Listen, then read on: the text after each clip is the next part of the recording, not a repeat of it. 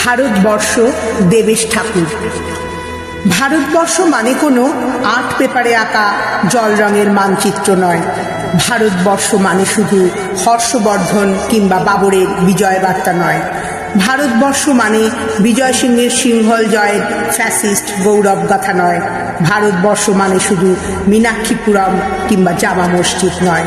ভারতবর্ষ মানে এক ভালোবাসা, আমার তোমার, শব্দের, সঙ্গীতের, জীবনের, আকাশের, মাটির।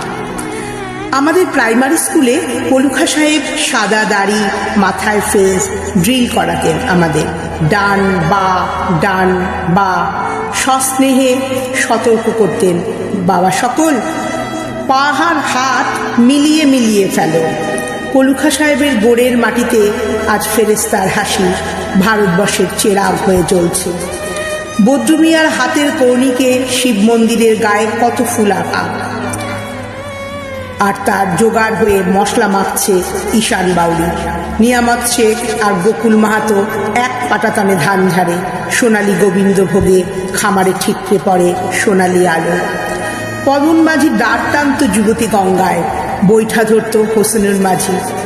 সামলে চলো মাঝি, ছামুতে কাঁচা খাকির গাং, চোরাবেলির চট আর ঘূর্ণিজলার ঘাট।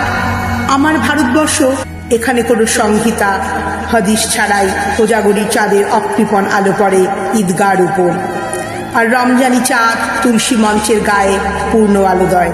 আমার ভারতবর্ষ মানে রবি ঠাকুরের মধ্যে নজরুল, রবিশঙ্কর আর আলী আকবরের যুগলবন্দি, গণেশ পাইন আর মকবুল ফিদার রঙিন ছবি। আমার ভারতবর্ষ মানে লালন ফকিরের গান।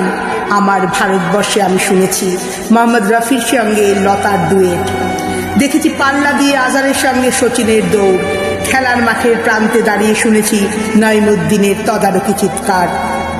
বিজয়ন, আকিল, কুলজিৎ, বাইচুং, মাঠটাকে আরো বড় কর, মাঠ দিন দিন ছোট হয়ে যাচ্ছে, মাঠটাকে আরো বড় করা দরকার, অনেক অনেক বড়।